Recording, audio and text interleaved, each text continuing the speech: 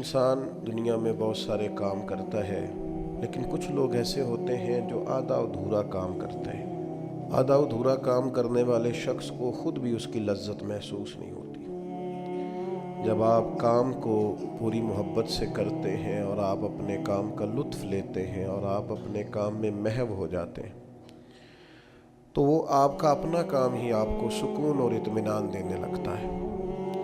کچھ لوگ کچھ چیزوں پر عمل کرتے ہیں، ایک قدم آگے کرتے ہیں، پھر پیچھے کرتے ہیں، پھر آگے کرتے ہیں، پھر پیچھے کرتے ہیں۔ اس کا نتیجہ بھی یہ نکلتا ہے کہ وہ زندگی میں قوت فیصلہ سے محروم ہو جاتے ہیں۔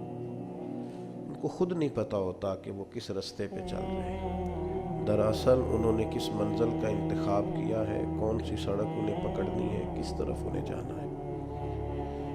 تاریخ انسانیت میں، پھر اس کے بعد تاریخ اسلام میں کارہائے نمایاں صرف ان لوگوں نے سر انجام دیے ہیں جن لوگوں نے کسی منزل کا تعین کیا، پھر دھوپ بھی آتی رہی، رستے میں تکلیفیں بھی آتی رہیں، پھر بہت سارے معاملات میں گھٹن بھی محسوس ہوئی، لیکن انہوں نے طے کیا تو پھر ادھر ادھر نہیں دیکھا، جدوجہد سے اپنا سفر جاری رکھا۔ ان لوگوں نے پورے طور پر کسی رنگ میں وہ رنگ گئے، پورے طور پر اس کا انہوں نے ذائقہ محسوس کیا، اس کی انہیں لذت آئی۔ حضرت ابوبکر صدیق رضی اللہ تعالیٰ عنہ ان لوگوں میں سے تھے جو زمانے کی نبض دیکھ کر یا زمانے کے حالات دیکھ کر فیصلہ نہیں کرتے تھے۔ کچھ لوگوں کا مزاج ہوتا ہے، وہ کسی جگہ رش دیکھتے ہیں یا حالات دیکھتے ہیں تو اس طرح کی بات کرنی شروع کر دیتے ہیں۔ حضرت ابوبکر صدیق رضی اللہ تعالیٰ عنہ اپنے قبیلے کے سردار تھے، تجارت کرتے تھے اور وسیع آپ کا حلقہ احباب تھا، اور حلقہ احباب میں امیر لوگ تھے۔ جس طرح کا انسان خود ہوتا ہے اس طرح کی اس کی دوستی ہوتی ہے۔ آپ کے دوستوں میں شامل ہے حضرت عثمان غنی، آپ کا قریبی دوستانہ تھا حضرت عبد الرحمن ابن عوف سے، جو صحابہ میں سب سے زیادہ امیر ہے۔ آپ کے قریبی دوست تھے حضرت سعید بن زید، یہ آپ کے قریب کے لوگ تھے، حضرت طلحہ بن عبید اللہ۔ حضرت صدیق اکبر معاشرے کے اندر ایک نہایت سنجیدہ، سمجھدار، معاملہ فہم اور مدبر شمار کیے جاتے تھے۔ ایسا نہیں کہ کوئی جذباتی فیصلہ کرنے والا آدمی۔ حضرت صدیق اکبر نے نبی کریم صلی اللہ تعالیٰ علیہ وسلم کے اعلان نبوت فرماتے ہی لوگوں کا رد عمل بھی دیکھ لیا تھا۔ فوری طور پر لوگ رائے کیا دے رہے ہیں وہ بھی دیکھ لیا تھا۔ ہمارے ہاں بہت سارے لوگوں کی ضمیر کی آنکھیں کھل جاتی ہیں، شعور کی نہیں کھولتے، سلا دیتے ہیں، کہتے ہیں ابھی حالات ٹھیک نہیں، حالانکہ ضمیر جاگ جاتا ہے، آنکھیں نہیں کھولتے۔ حضرت صدیق اکبر کو جب پتہ چل گیا محبوب سچے ہیں، تو پھر انہوں نے امت کو یہ اپنے عمل سے پیغام دیا ہے کہ ایمان، عشق، محبت، غلامی یہ جمہوری نہیں ہوتی کہ سارے کریں گے تو پھر میں کروں گا۔ جب ان کی آنکھیں دل کی کھل گئیں تو ضمیر کی بھی کھولی، اور پھر لوگوں کو نہیں دیکھا وہ کلمہ پڑھ رہے ہیں کہ نہیں پڑھ رہے، وہ فوراً کلمہ پڑھ کے مسلمان ہو گئے۔ زندگی میں شعوری فیصلے کریں اور جلدی کریں، یہ حضرت صدیق اکبر کی زندگی کا پہلا سبق ہے۔ ساری زندگی ڈبل مائنڈڈ رہنا، میں ٹھیک چل رہا ہوں کہ نہیں چل رہا، مجھے چلنا چاہیے کہ نہیں چلنا چاہیے، یہ رستہ ٹھیک ہے کہ نہیں ٹھیک۔ بھئی آپ چلتے رہیں، جو گھر سے نکلتا ہے منزل تک پہنچ جایا کرتا ہے۔ حضرت ابوبکر صدیق رضی اللہ تعالیٰ عنہ فوراً فیصلہ کرنے والی شخصیت کا نام ہے، اور فوراً فیصلوں پہ عمل درآمد کرنے والی شخصیت کا نام ہے۔ اور حضور کے ایسے فیصلے بھی جو لوگوں کے لیے سمجھنا مشکل تھے۔ حضور علیہ الصلوۃ والسلام چلے گئے حدیبیہ میں، 1400-1500 صحابہ سے خود نبی کریم نے فرمایا احرام باندھو بھائی، عمرہ کریں گے۔ یہاں کسی آدمی کا ویسے تھوڑا لیٹ ہو جائے عمرہ تو لوگ پوچھتے آپ گئے نہیں، خیریت تو ہے؟ تو نبی کریم 1400-1500 لوگوں کو لے کر گئے، اور جب مقام حدیبیہ پر پہنچے تو کفار نے روک لیا، انہوں نے کہا ہم نہیں جانے دیں گے آپ کو۔ وہاں صلح لکھی گئی، شرائط طے ہوئی، ان میں ایک شرط یہ تھی کہ اس سال آپ واپس جائیں گے، اگلے سال آئیں گے، بندھے ہوئے احرام کھولیں گے۔ کون؟ جو کعبے کے مالک اور وارث ہیں، خود نبی پاک علیہ السلام۔ آپ واپس جائیں۔ حضور نے شرط مان لی۔ پھر شرط انہوں نے رکھ دی ایک نئی، کہا جو بندہ مسلمان مکے سے مدینے جائے گا مدینے والے پناہ نہیں دیں گے، واپس بھیج دیں گے۔ کہ مدینے کا شخص مکے گیا تو مکے والے واپس نہیں بھیجیں گے، شرط برابر کی نہیں، پر حضور نے فرمایا مان لو، لکھو۔ بڑا مشکل کام ہے اس طرح کی باتیں کرنا، یہ تو دب کے صلح ہو رہی ہے۔ اب ایک اور شرط، جب شرطیں لکھی جا رہی تھی تو ایک اور شرط، حضرت مولا علی شیر خدا مولا کائنات رضی اللہ تعالیٰ عنہ کے ہاتھ میں قلم تھا، وہ لکھ رہے تھے۔ جب شرطیں لکھنے لگے تو انہوں نے لکھا محمد رسول اللہ صلی اللہ تعالیٰ علیہ وسلم اور قریش مکہ کے مابین معاہدہ، اس پر بھی کفار بولے، انہوں نے کہا یہ بھی ہمیں قبول نہیں، آپ محمد ابن عبداللہ لکھیں، محمد رسول اللہ نہیں، محمد ابن عبداللہ لکھیں، یہی تو ہمارا آپ سے مسئلہ ہے معاذ اللہ، اگر ہم آپ کو رسول اللہ مان جائیں تو لائی کس بات کی، آپ کاٹیے۔ حضور کا حکم ماننا بڑا ضروری ہے۔ نبی پاک نے فرمایا حضرت علی سے یہ رسول اللہ کاٹ دو، مولا علی قلم چھوڑ کے پیچھے کھڑے ہو گئے، پھر فرمایا اسے کاٹ دو، پھر پیچھے کھڑے ہو، کاٹ دو۔ شیر تھے، شیر اور دلیر لوگوں کی آنکھوں میں آنسو کم آتے ہیں۔ تیسری دفعہ کریم نے فرمایا علی میں نے کہا ہے کاٹ دو، ہاتھ باندھ لیے، کہا حضور نہیں کاٹنا تھا، غلام فریدہ میں ساری تیری، تینوں وجہ یقین نہیں آیا، کاٹ دو اس کو۔ مولا کائنات نے، اب حضور نے یہ نہیں فرمایا لکھنا آتا ہے تو کاٹنا کیوں نہیں آتا، یہ نہیں فرمایا، حضور نہیں کاٹا جاتا، فرمایا چل پھر اس طرح کر، تو پیچھے ہٹ۔ اللہ کے محبوب نے خود وہاں سے رسول اللہ کاٹ کے محمد ابن، اتنی سخت شرطیں، اتنی سخت شرطیں، اور پھر حضور نے ابھی شرط طے ہی کی تھی کہ جو مکہ مکرمہ سے آئے گا ہم اسے پناہ نہیں دیں گے، ابھی شرط طے ہوئی تھی، لکھی نہیں تھی کہ حضرت ابو جندل آ گئے، پیروں میں زنجیریں، ہاتھ بندھے ہوئے، رو کے عرض کی حضور مجھے نہ چھوڑ کے جائیے گا، بڑا مارتے ہیں، تکلیف دیتے ہیں۔ ابھی بات ہو ہی رہی تھی کہ پھر قریش میں سے لوگ بولے کہ آپ نے وعدہ کیا نہیں لے کے جائیں گے، اسی عالم میں حضور نے واپس بھیجا۔ اتنی کڑی شرطیں، جب یہ معاہدہ طے ہو گیا، احرام کھولنے ہیں، بڑا مشکل کام ہے، 1 سال تک انتظار کرنا ہے، واپس جائیں گے، یہودی رہتے ہیں، منافق رہتے ہیں مدینے میں، باتیں کریں گے، ساری باتیں پیش نظر تھیں۔ حضرت عمر جذبہ جہاد سے سرشار، صحیح بخاری میں موجود ہے، نبی کریم کے حضور حاضر ہوئے، عرض کی حضور آپ بھی سچے، قرآن بھی سچا، اسلام بھی سچا، ہم دب کے صلح کیوں کر رہے ہیں؟ آپ ہمیں اجازت دیں، نمٹ لیتے ہیں ان سے۔ نبی پاک علیہ الصلوۃ والسلام نے کیا فرمایا؟ فرمایا عمر میں اللہ کا رسول ہوں، میں مرضی سے فیصلے نہیں کرتا، وہی کہتا ہوں جو میرا رب حکم ارشاد فرماتا ہے۔ حضرت عمر عرض کرنے لگے یا رسول اللہ آپ نے فرمایا نہیں تھا کہ عمرہ کریں گے، احرام باندھو؟ تو حضور فرمانے لگے کہا تھا عمرہ کریں گے، یہ تھوڑی کہا تھا اسی سال ہی کریں گے نا عمرہ، ہوگا عمرہ۔ حضرت فاروق اعظم کہتے ہیں میں حضور کی بارگاہ سے نکل آیا، لیکن وہ کافروں نے نبی پاک کو ان سخت شرائط میں منایا تھا، تو مجھے جذبہ جہاد، ولولہ، دبدبا اور مزاج کے اندر وہ جو بار بار میرے چیز پیدا ہو رہی تھی کہ ہم 313 تھے تو ان کے چھکے چھڑا دیے، اب تو ہم ہزاروں میں ہیں، کریم حکم تو کریں۔ فرماتے ہیں میں وہاں سے تھوڑا پیچھے گیا تو حضرت ابو بکر صدیق موجود تھے، میں نے کہا ابو بکر حضور بھی سچے، وہی باتیں جو حضور سے کی تھی، ابو بکر صدیق نبی پاک بھی سچے، قرآن بھی سچا، اسلام بھی سچا، تو ہم دب کے صلح کیوں کریں؟ تو فرماتے ہیں کہ حضرت صدیق اکبر نے مجھے ایسے مزاج شناسا ہیں نبی پاک کے، وہی جواب دیا جو حضور نے دیا تھا، کہنے لگے عمر تجھے تیری ماں روئے، وہ اللہ کے رسول ہیں، وہ مرضی سے فیصلہ نہیں کرتے، وہی فرماتے ہیں جو رب انہیں حکم ارشاد فرماتا ہے۔ وہی بات حضرت صدیق نے کر دی، ارشاد فرمانے لگے، میں نے فوراً پھر وہی جملہ دہرایا جو حضور کے سامنے، میں نے کہا ابو بکر کریم نے فرمایا نہیں تھا عمرہ کریں گے، احرام باندھو؟ تو حضرت صدیق اکبر کہنے لگے کہا تھا محبوب نے، فرمایا تھا، پر یہ تو نہیں نہ فرمایا تھا کہ اسی سال ہی کریں گے۔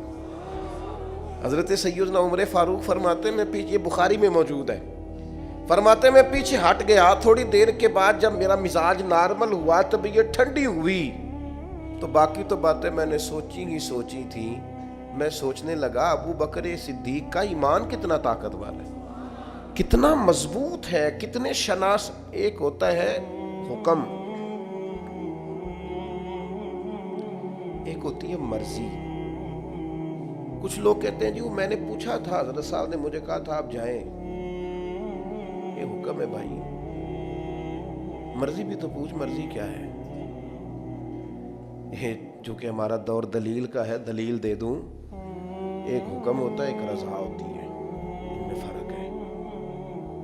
حضور نے فرمایا طلاق دینا جائز ہے، رضا نہیں اللہ کی، پسند نہیں اللہ کی، جائز ہے پر پسند، یہ فرق ہوتا ہے۔ ایک چیز یہ ہے کہ اس کی اجازت ہے، ایک یہ ہے کہ وہ پسند، ان میں فرق ہے۔ حضرت ابوبکر صدیق رضی اللہ تعالیٰ عنہ کا کمال یہ ہے کہ وہ نبی پاک کی رضا کو جان گئے تھے۔ انہیں حضور نے فرمایا نہیں تھا کہ بلال کو خرید کے لائیں، فرمایا نہیں، نبی پاک حکمن نہیں کہا، لیکن حضور سیدنا بلال کے لیے پریشان تھے، تو جناب صدیق بات سمجھ گئے اور جا کے کہا بلال خریدنے آیا ہوں، تو اس نے اپنے حساب سے بڑے مہنگے پیسے بتائے، تو آپ فرمانے لگے تو انہیں اپنی اوقات کے برابر ہی بات کی ہے، میں تو بہت کچھ لے کے آیا تھا۔ اس نے کہا تاجر آدمی ہو، تاجر بندے تو اس طرح کے کام نہیں کرتے، فرمایا تم ہمیں سمجھے نہیں نا ابھی تک۔ یہ جو مرضی کو سمجھ لینا ہے نا، رضا کو، میں آپ سے عرض کروں، میں دینی لوگوں سے بھی مجھے شکوہ رہتا ہے، دینی لوگ بھی کئی دفعہ 2 قدم پیچھے ہٹتے ہیں، اپنے کام کا مزہ نہیں لیتے، دفاعی محاذ پہ کھڑے ہو جاتے ہیں، نہیں جی نہیں، وہ تو بات آپ کی ٹھیک ہے، پر وہ میرا مطلب یہ ہے، ان کے بھئی آپ کچی باتیں کیوں کرتے ہیں؟ کس بات کا ڈر ہے؟ اگر آپ رسول پاک کی غلامی کا دعویٰ کرتے ہیں تو وہ سرے اشر بھی کریں گے۔ 2 قدم پیچھے ہٹنے کا کیا معنی؟ آپ فلاں جگہ، جی ہاں میرا بھی فلاں جگہ نسبت کا رشتہ، یہ کیا بات ہوئی؟ کچی باتیں کرتا ہے تو؟ اگر تیرا کسی جگہ نسبت کا رشتہ ہے تو کہہ میں غلام ہوں فلاں کا، اعلان کر۔ یہ کیا بات ہوئی کمزور باتیں کرنا، اپنے کام کا لطف ہی نہ لینا اور پلپلا پڑ جانا، کمزور باتیں کرنا۔ ایک سرکاری نشست تھی، ایک دفعہ مجھے دعوت دے لی گئی، اس میں کچھ اور فکر کے لوگ بھی موجود تھے، تو ایک صاحب نے مجھے کہا کہ نظریاتی طور پر اب وقت آ نہیں گیا کہ کچھ چیزوں کو طے کر لیا جائے، اور میں نے کہا کسی کو گالی تو پہلے بھی نہیں دیتے، مزاج ہی نہیں ہے، برا تو پہلے بھی نہیں کہتے، اپنا کام کر رہے ہیں، نہیں اگر تھوڑی سی، میں نے کہا ایک بات بڑی پکی ہے، مضبوط ہے، ہم نے دعا مانگی ہے کہ ہماری آنے والی نسلوں میں بھی مالک وہ بچہ پیدا کرنا جو یا رسول اللہ کہنے والا ہے۔ میں وہ سنی ہوں جمیل قادری مرنے کے بعد، میرا لاشا بھی کہے گا صلاۃ و نظریاتی کمزوری کوئی نہیں، کچی بات ہوگا قیامت۔ داتا صاحب جاتے ہیں تو میرے بھائی ہم ڈٹ کے جاتے ہیں، خواجہ اجمیر کے ہاں جاتے ہیں تو اللہ کے فضل سے ڈٹ کے جاتے ہیں، غوث اعظم جیلانی کو مرشد مانتے ہیں تو دعویٰ یہ ہے کہ خدا کے فضل سے ہم پر ہے سایہ غوث اعظم کا، اور ہمیں دونوں جہاں میں ہے سہارا غوث اعظم۔ کمزور نہیں، اپنی زندگی کو نظریاتی بنائیں، اپنی زندگی میں کچھ چیزوں کو طے کریں، اور اس رنگ میں نہ پوری طرح، یعنی کوئی دیکھ کے پوچھ لے آپ سے کہ آپ فلاں کے شاگرد ہیں، کوئی آپ کی بات سن کے پوچھ لے فلاں سے بیعت ہیں آپ کی شخصی، یعنی تیری تصویر میں وہ رنگ بھرے ہیں میں نے، لوگ دیکھیں گے تجھے پر پہچانیں گے مجھے۔ انسان کی کیفیات ہوں، یعنی اس کا انداز ہو، اس کا طور طریقہ ہو، لوگوں کو پتہ چلے کہ اس کی نسبت کس جگہ پہ، کمزور کچی باتیں نہیں۔ عیسائی اس طرح کرتے تھے کہ ان کے ہاں جب کوئی بچہ پیدا ہوتا نا تو وہ بچے کو نا برتن میں زرد رنگ پانی میں ڈال کے نا تو بچے کے اوپر ڈالتے، کہتے اب یہ عیسائی ہو گیا، ہم نے اسے زرد رنگ چڑھا دیا۔ تو بعض لوگوں نے نا مسلمانوں سے پوچھا،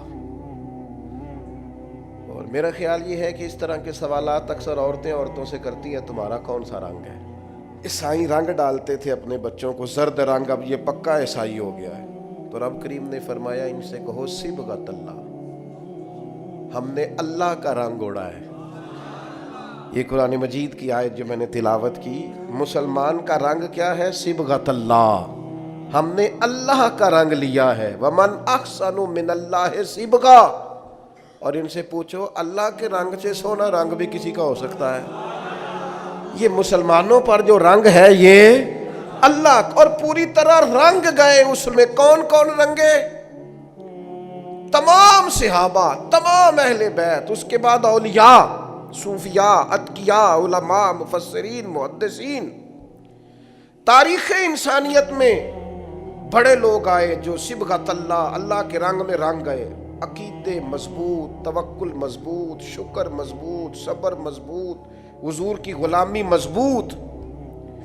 کہ میرا دل کرتا ہے دو لوگوں کے نام لوں جو پوری طور پر صبغۃ اللہ میں رنگ گئے۔ ایک نام انبیاء میں ہے، وہ ہے حضرت ابراہیم خلیل اللہ کا۔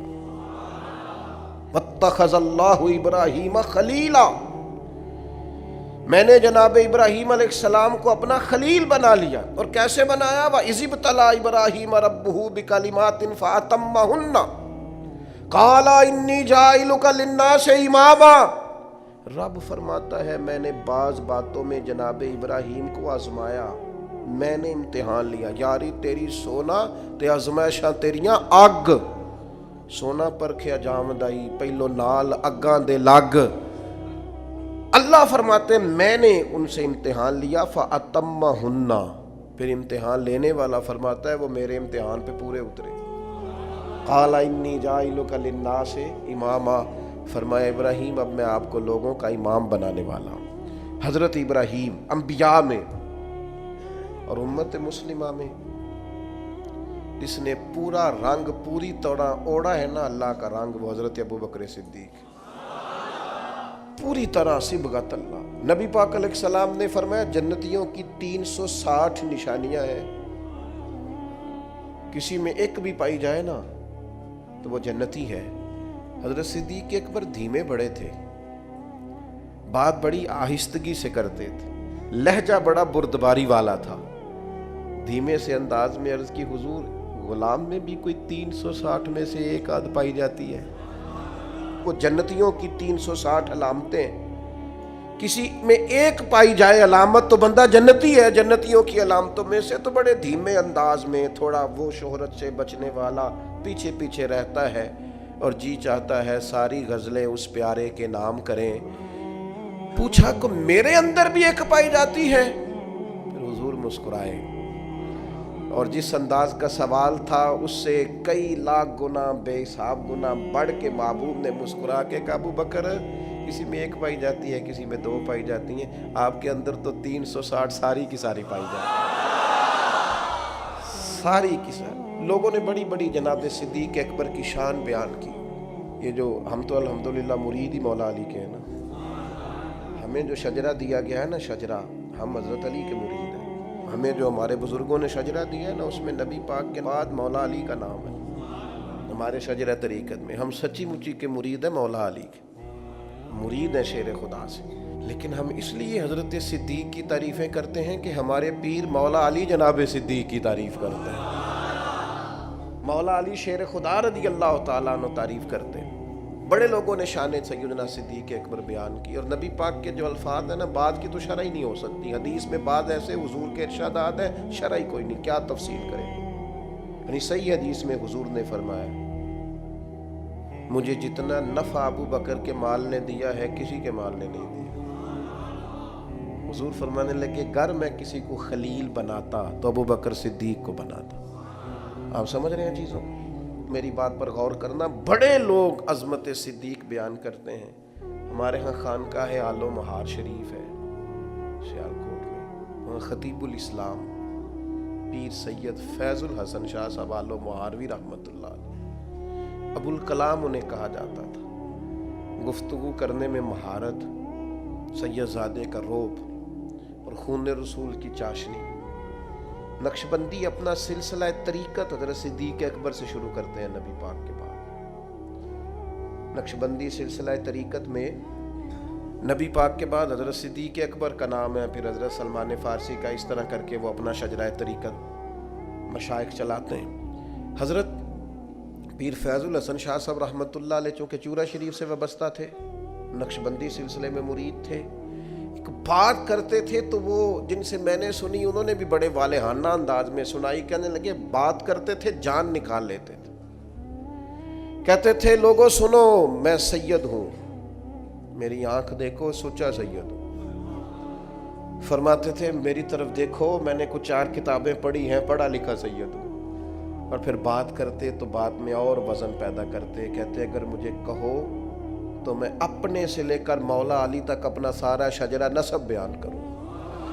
मैं अपनी माँ से लेकर सैयदा फातिमा तक सारा शजरा नसब बयान करूँ। फरमाया करते, तो सुनो लोगों, मैं बेटा अली का हूँ पर मुरीद अबू बकर सिद्दीक का हूँ। इसलिए कि मैं नक्शबंदी सिलसिला तरीक़त से हूँ, बेटा अली का हूँ पर मुरीद अबू बकर। ये देखो कमाल, ये शान है सैयदना सिद्दीक़ अकबर की। बयां हो किस ज़ुबान से मर्तबा सिद्दीक़ अकबर का, कि महबूब खुदा महबूब है सिद्दीक़ अकबर का। लुटाया राह हक में घर कई बार इस मोहब्बत से, कि लुट लुट कर हसन घर बन गया सिद्दीक़ अकबर का।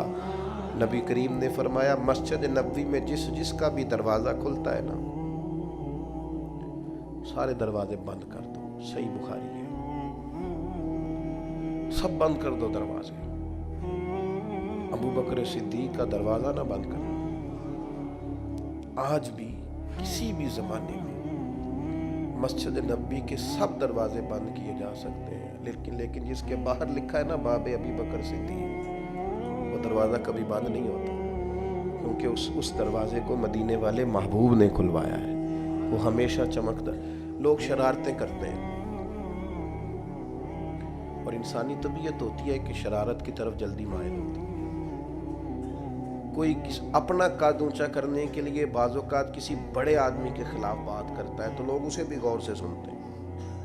ये भी एक तरीका होता है शोहरत हासिल करने का। ये जब भी आपको कोई शख्स नज़र आए ना, सहाबा में से, अहले बैत में से किसी के बारे में कच्ची बात करता, तो समझो बेचारा कमज़ोर है। ये बेचारा ना किसी नफसियाती उलझन का शिकार है, अपना कद ऊंचा करने के लिए किसी बड़े के बारे में बात कर रहा है। इस तरह कद ऊंचे नहीं होते। कभी ऐसे लोग, बहुत सारे लोग ऐसे हैं जिनकी कोई हैसियत ही नहीं बेचारों की। मैं उनसे कहता हूँ, हमें ना अपनी औकात में रहना चाहिए। औकात से ऊंची बात, हमारे दादा शेख थे हज़रत मौलाना मुस्तफ़ा रज़ा खान साहब, उनसे किसी ने हुजूर की 4 बेटियों के नाम पूछे तो हज़रत उठ के अंदर चले गए। तो उसने इतराज़ किया, देखो किताब देखने चले गए, इतने बड़े मुफ्ती यार, बेटियों के नाम यार। हज़रत वापस आए तो दाढ़ी से पानी के कतरे गिर रहे थे। फरमाने लगे, वज़ू करने गया था, मैंने हुजूर की बेटियों के नाम कभी बगैर वज़ू ज़ुबान से अदा नहीं की। अपना कद देखें और उस कद में रहें। अपने कद से ऊंची कभी कोई बात ना करें, कभी कमज़ोर ना पड़े। और मैं आपको एक बतौर नसीहत बात करता हूँ अपने संगियों को, जहाँ दीनी लोगों पर बहस हो रही हो ना, किसी जगह पे कोई किसी सहाबी के बारे में, अहले किसी किस्म की कोई बहस कोई बंदा भी छेड़े, अपने कान पूरी तरह बंद कर लो। और ऐसे किसी आदमी की किसी शरारत का शिकार कतई नहीं होना। ये बड़ा खौफनाक मंजर है। कुफर अगर कभी हमसे पूछेगा तो हम ये बताएंगे कि कुरूने उला के लोग भी लड़ते रहे थे, कोई ज़माना ठीक ही नहीं रहा था। क्या जवाब देंगे आप दुनिया में? इसलिए बड़ों के मामलात के अंदर उलझने की ज़रूरत, बड़े थे, बड़ों की बातें बड़ी होती। इसलिए अपनी ज़िंदगी में जनाब अबू बकर सिद्दीक से 3 बातें सीख लें। एक तो उन्होंने वफ़ा करके दिखाई हर जगह, और दूसरी बात यह है कि हुजूर की रज़ा जिस चीज़ में थी उन्होंने अपने आप को उस चीज़ का आदी बनाया। और तीसरी अहम और नतीजा खेज़ बात ये थी कि दीन की अमानत को बतौर अमानत लिया है तो उसे अमानत ही समझा है। उनके अपने बेटे जवान थे, सहाबी थे, 4 नस्लें सहाबी हैं जनाब सिद्दीक की, और जनाब उमर से वैसे उनकी ज़िंदगी में बनी नहीं, मुकाबला ही रहा। हज़रत उमर भी कहते हैं मैं सारी ज़िंदगी आगे गुजरने की कोशिश करता रहा। आपको ऐसा नहीं मिलेगा कभी भी कि बड़ा उनका कोई करीबी इकट्ठे आना जाना था, ऐसा नहीं था। लेकिन जब वो विसाल कर रहे थे तो उन्होंने कहा मेरे बाद अमीर उमर फारूक होंगे। तो लोगों ने शिकवा करके कहा कितने सख्त आदमी को बना के जा रहे हो। आपने फरमाया रब पूछेगा ना अबू बकर से। और वहाँ जो आपके जुमले हैं वो बड़े शानदार हैं। आप फरमाने लगे मैं दुनिया से जा रहा हूँ, इस वक्त तो इस आलम में तो बड़ा झूठा आदमी भी सच बोलने लगता है और मैं तो हूँ ही सिद्दीक।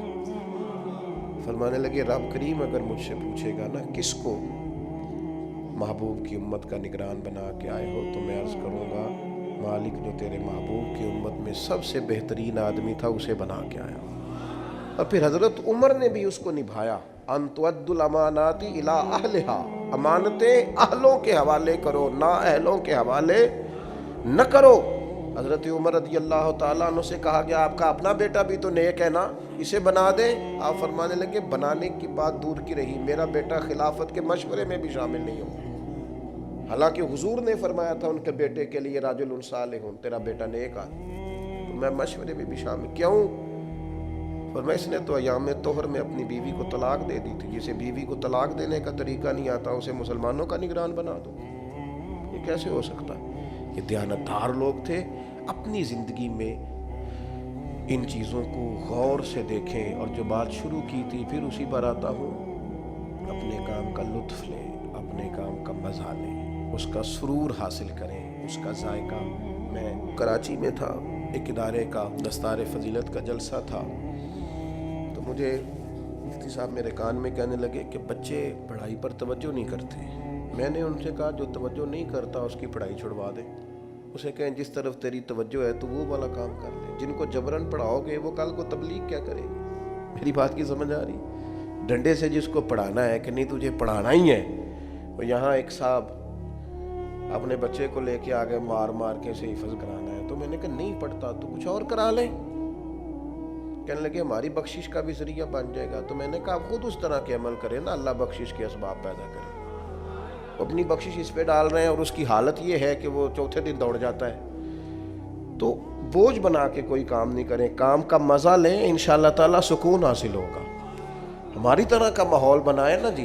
पाबंदी लगाते थे सारे घर वाले नहीं पढ़ना, चोरी पढ़ते थे, चोरी। लेकिन बगावत करके पढ़ने में और थोड़ा स्टाइल ज़रा हट के बरसातां विच मैं खाने दी छत उत्ते बह के पीती है। मैं पहला वाह नारिंदा तो जिन्ना खुली बगावत की है। मुनाफका हार ना चाया पार मुसल्ले दा ना पढ़ी कदे ना नीति है। इको यार दी याद पकाई है तो याद मुकम्मल की थी। अपनी ज़िंदगी में तय करें यार चीज़ों को, फिर वो आपको मज़ा देंगी, फिर वो सुकून देंगी, आपको इत्मीनान मिलेगा। अल्लाह ताला आप सबका हामी और नासिर हो।